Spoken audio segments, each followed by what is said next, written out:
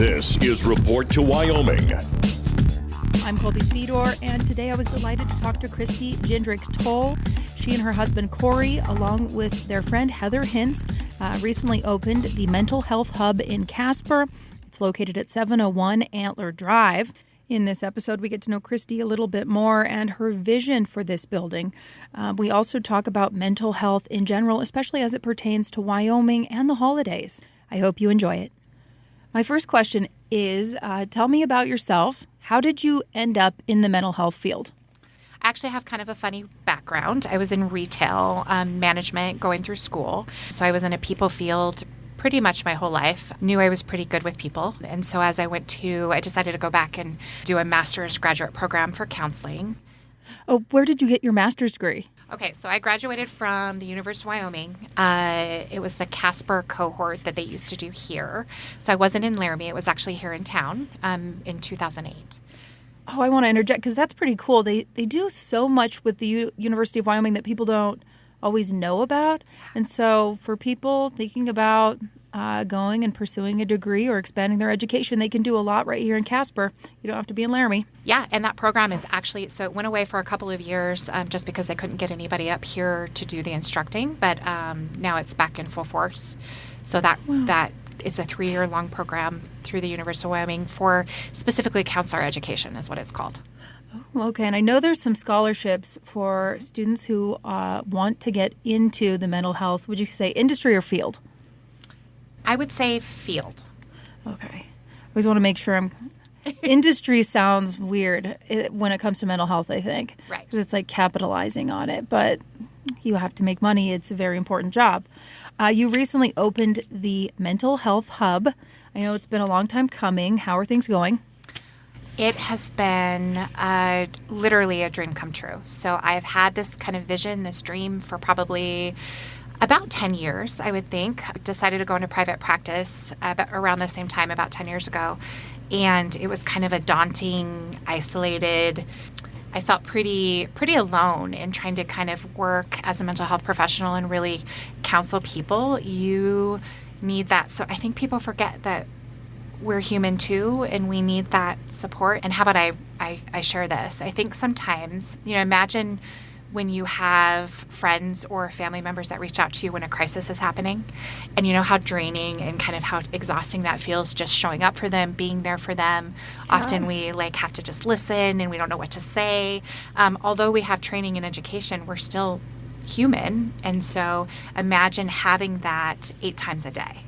These are 8 different crises in different people's lives that we have to shoulder, and it's a lot of weight. And it doesn't leave the room. So right. You just absorb everything, and that's it. Absolutely. So that's kind of what the Mental Health Hub was, the dream was I was like, how do we get to be professionals and have our own private practices and be able to have the autonomy and the independence of that, right? So we get to make our own schedules, all of these great things that come from being a business owner, but then also be in a place that we can feel like we are supported, that we can check in with each other, that we can continue to get training, remain ethical, all of those really big, important things that we all need to do.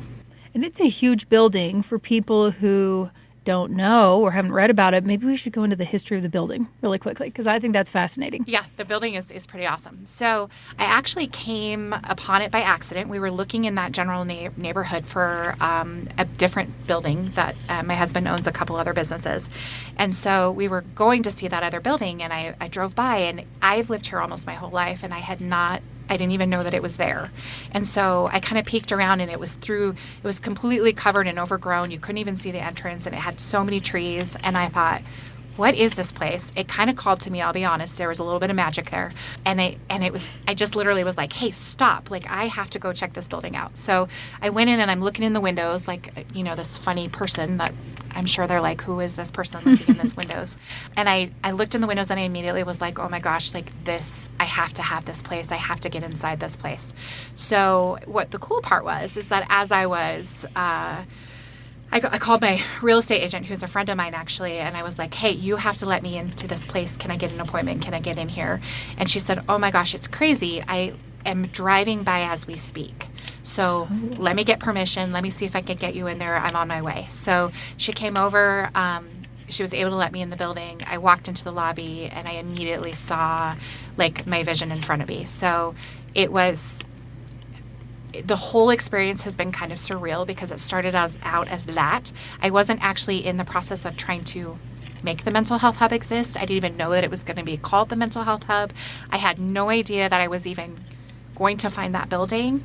And now we come almost a full year. It's almost been a full year now. Oh, wow. I closed. Well, let me give you some history of the building like you were asking for. So we heard the history was that Serge Dahlia, actually, who is a community member, a longtime community member here in town, actually built the building back in the 70s. And let me tell you that it was very 70-ish. It had blue, crazy baby blue everything. There were these tropical silver and gold wallpaper prints that were kind of crazy. Was this a petroleum building? What was the business? So it was for oil and gas. Yep. And there was a bar in one of the bathrooms, yes, I think. There was a bar. There was a jacuzzi tub. How did people get anything done? What was getting done? We've named, and since then we kind of have nicknamed all of these rooms and stuff. So we imagine that there were probably some pretty awesome parties at the time, I would say, after office hour parties. There was like mirror ceiling tiles. There was an underground safe.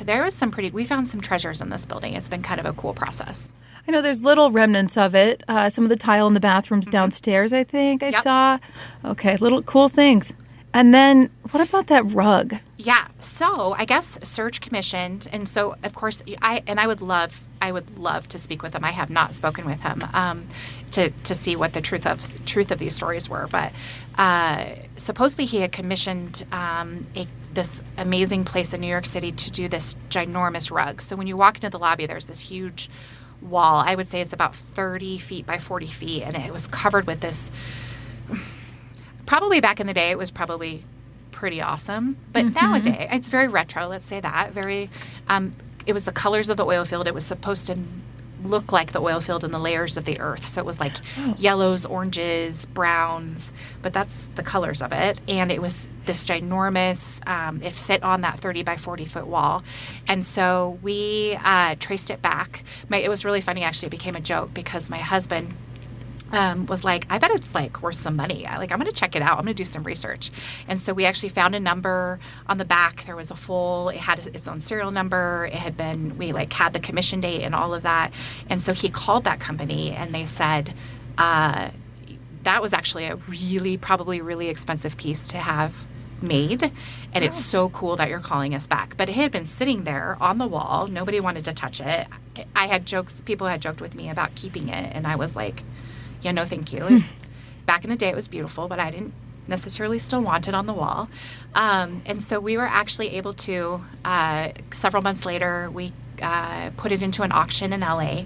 So we actually had it driven out to LA. Oh my goodness, I didn't know that. Yes, this is a new piece, yeah. And so we were pretty excited to see. So we did, it did auction off. I have no idea who the person was. They took a piece of it, but we did get $5,000 for it. So wow, that is so cool. Yeah. Oh, I love stories like that. And so let's give people a general sense of how big this is. How many rooms are there for practicing in? Okay, so we have 26 current suites, but each of the suites have several different office options, So I wanted to make sure there are some people that do different types of therapies, and so they want their own little lobby and maybe a desk space. Some people are play therapists who work with kids primarily, and so they want a place where you can sit and do therapy, but then also have a playroom for play therapy. So I wanted to give lots of different options, and also for people who maybe a lot of times there's a smaller private practice. There'll be a couple of clinicians, and so those people like to have their own room, maybe a lobby that they can share. So really what we did was we kind of broke down all of the suites and made sure that we had a little bit of every size.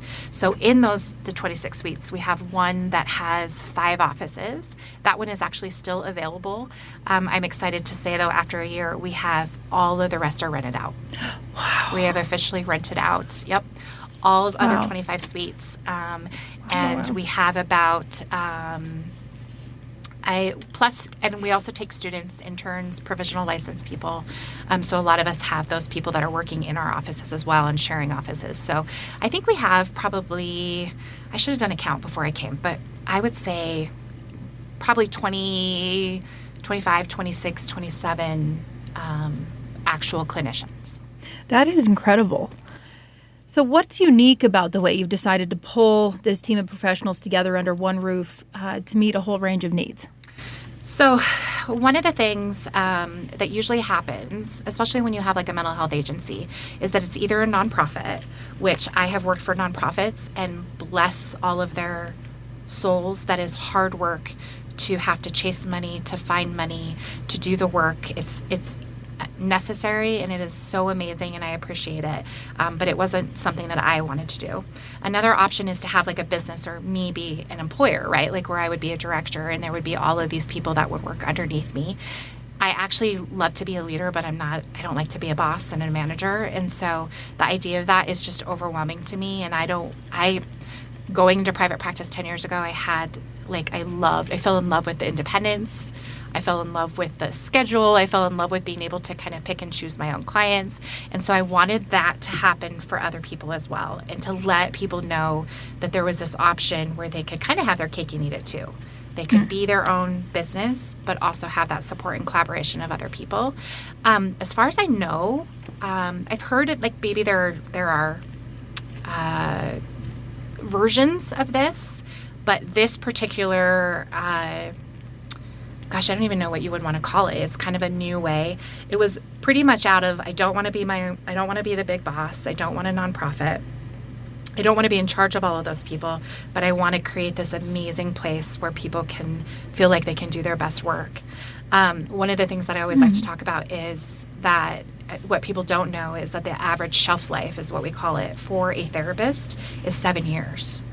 So we have to go, in order to be a therapist, you have to have a master's degree at the minimum. And so you are literally going through associate's degree, bachelor's degree, master's degree. Most times the graduate school is about 3 to 4 years. So you're looking at 7 to 8 years of schooling, student loans, all of that good stuff. And I think sometimes people don't realize that it's very similar to the medical field, other medical professions, they have, like, doctors have, for instance, like residents and people like that. And so we do that too. We have to have, once you graduate, you actually get a provisional license, and then you have to work for so many hours. Usually it takes about 2 to 3 years under somebody else, and that's out of school. Just to make sure. And that, I'm glad they do that, right? Like these are people that are working with minds and people's emotions and people's families and people's relationships. So they better be top notch. But I don't think people realize how much school it is and how long it takes. And so what's crazy about a 7-year shelf life is that that's how long we usually go to school for. And then after that, we only, on average, due to burnout, last 7 years after we get out of school. Oh my goodness. The interns that you take on, does this kind of help offset costs for people who might not have insurance or be able to afford mental health care? Yes. And so my favorite part about being a supervisor, and it's something that I love, is that I am able to give back to the community so that they can give free, while they're practicing, while they're learning, they can give free therapy for people that, are underinsured or don't have insurance. And it is a win-win for everybody. So they're getting the practice. I'm able to provide that space for them, and clients are getting counseling for free. I think most of us know about maybe 1 or 2 types of therapy. What's the range that you guys offer? Oh my gosh. That's been kind of a really cool part of this too, is, we kind of have that, we joke about the old movie that was like, if you build it, they will come. And it has attracted a lot of different types. So we're all very, obviously giving, caring, nurturing people, but we all have our own specialties. Heather, who is kind of the brains of this operation, she actually created our website. And the website, if you go to the directory, you can look at what's there and what everybody, she did a great job, because it has little icons to represent what populations the therapists will see, but also what their training and what their expertise is. And one of my favorite pieces about that is it'll say, like, for instance, experiential therapy. That's something that I do. If you don't know what experiential therapy is, you can actually click on that link, and it'll take you to an article that kind of explains what that is.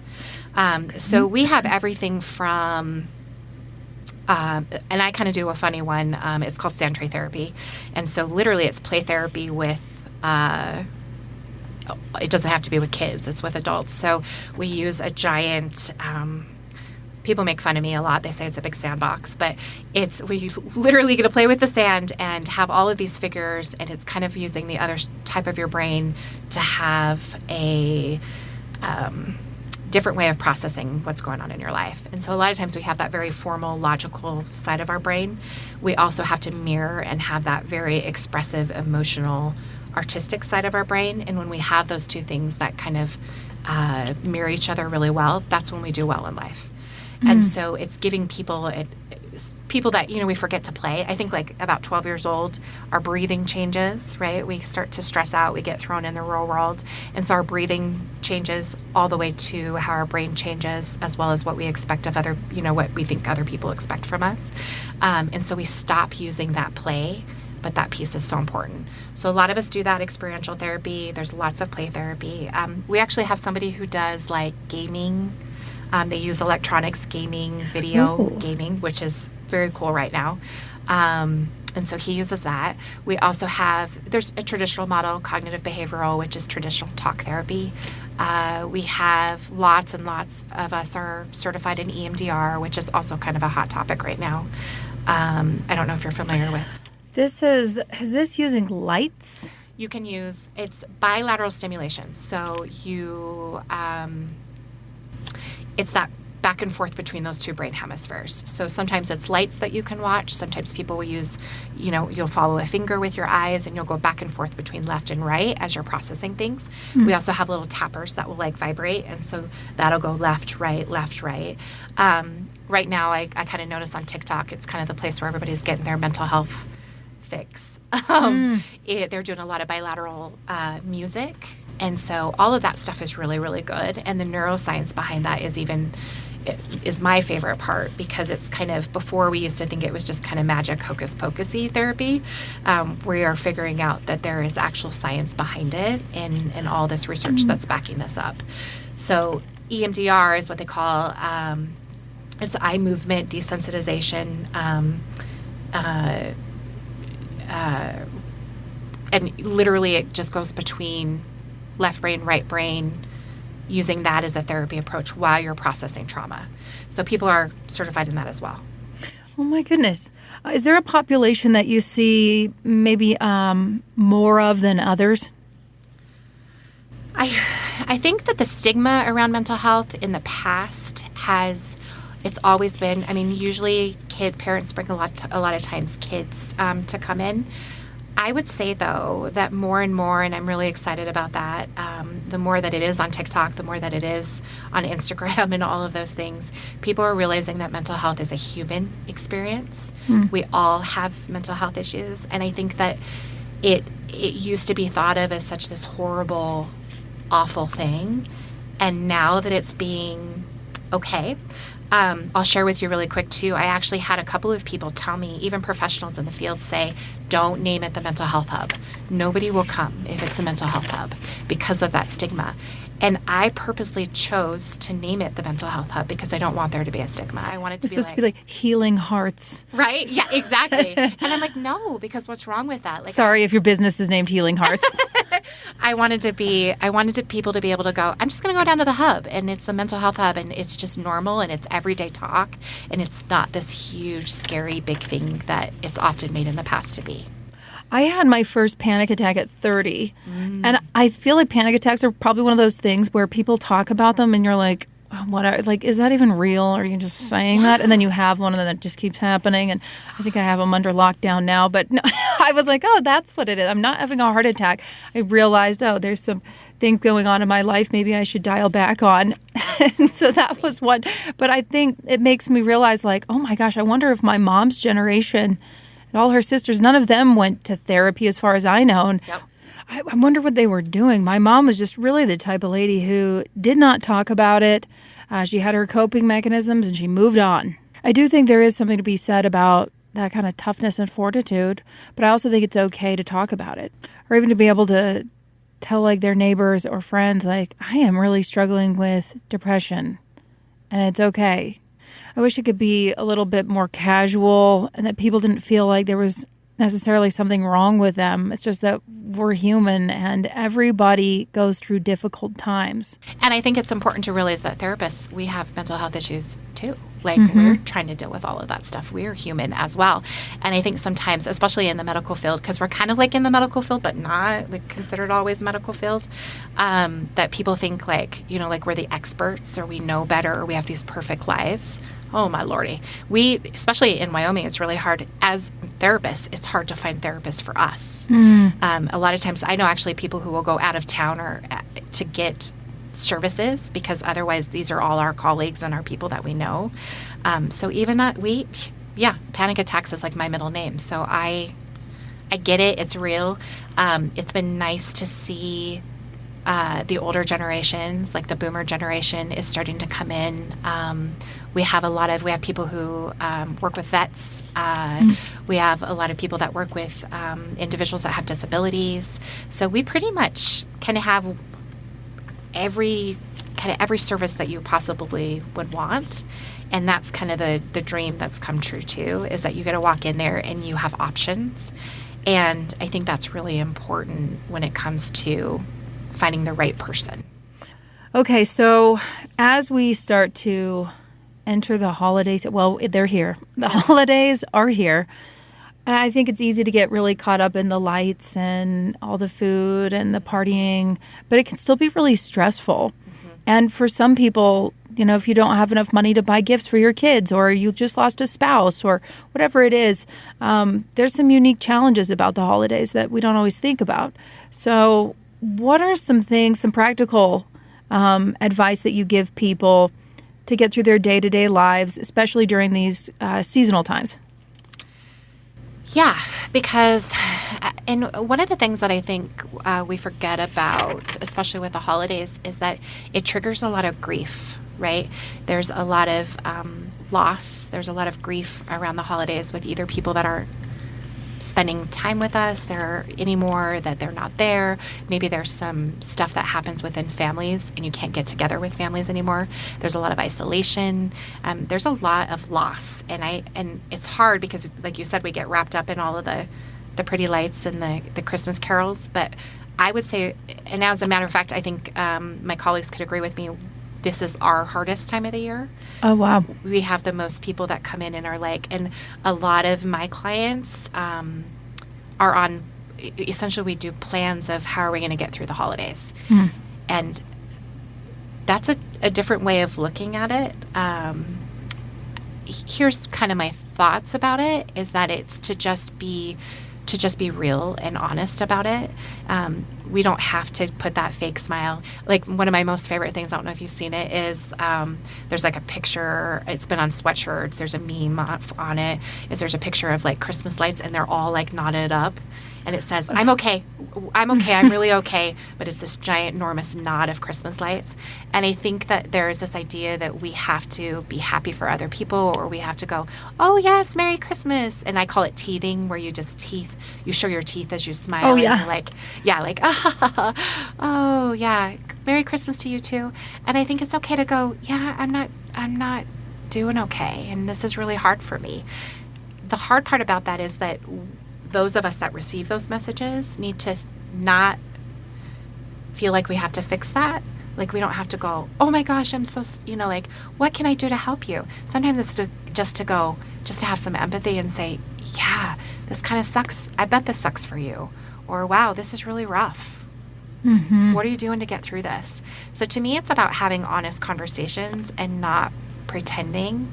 And I know you had mentioned Wyoming. I think we tend to do that a lot here, especially with the cowboy up idea and the, like, we're just going to survive through this, and we're kind of harder people by nature. I think it's important to have those real, honest conversations. And if you're having those honest conversations and you reach out and you say something that you're not doing well, and that person doesn't know what to say or what to do, to not take that personally and just say, okay, and I need to find my people, right? And I think that's the biggest piece too, is not only being honest, but it's finding people that you can connect with, and they're out there. They might feel like they're not, and they're sometimes few and far between, but they're out there, and to just kind of keep going until you find the people. And all it takes, I always say that there's the two most powerful words in the dictionary is me too. Me too. It has a lot of power. And I think that when somebody just goes, yeah, I get it, or wow, gosh, that sucks.